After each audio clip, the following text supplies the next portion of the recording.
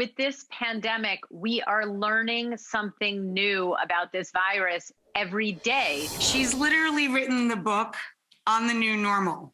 I say to myself all the time, I don't want this to be the new normal, and there is nothing normal about the life that we have been living for literally a year now on our end. But I'm sure she's going to break it down for us. It is a roadmap, is the subtitle. It is a roadmap to resilience in the pandemic era. Please welcome Dr. Jennifer Ashton. Hi, Rach. How are you? I'll make a house call. Please. First of all, is it normal to not care for the term, the new normal? I mean, Doc, this isn't normal, right? This isn't correct. You're right. It's not new anymore because it's been a year, and it's not normal. But the reason I wrote this book and called it The New Normal is because after being and living all things COVID for the last year plus, day in, day out, speaking to the country's top public health officials. Tony Fauci is on speed dial on my cell phone, et cetera. I love that man. You know, I heard from viewers, I heard from my patients, I heard from friends and family that they wanted more than like the 2-minute television segment. So I wanted to help people think like a doctor. Right. And give them tools, right? Yes. I am always listening and trying to learn, but the problem with the way it's digested, and you and I do this for a living, we have to talk in snippets and sound bites and little bits and pieces.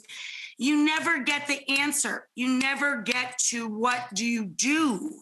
Not recognizing the problem, and I hear you, but now what? Totally.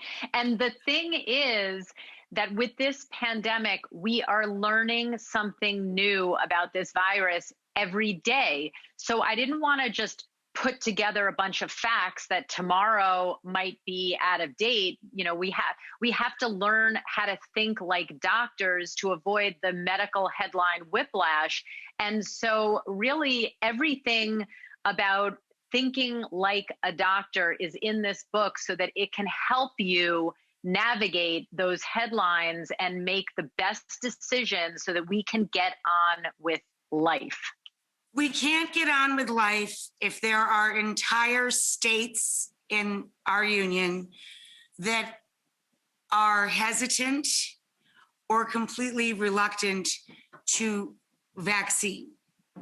So can you discuss that for me and help me and hopefully help some people? Let's walk through that. Okay. First of all, fear, questions, concerns, that is not only normal, it's appropriate. And in science, when you stop asking questions, you stop learning. Okay. So I encourage that. And any doctor who is a good doctor will always encourage questions.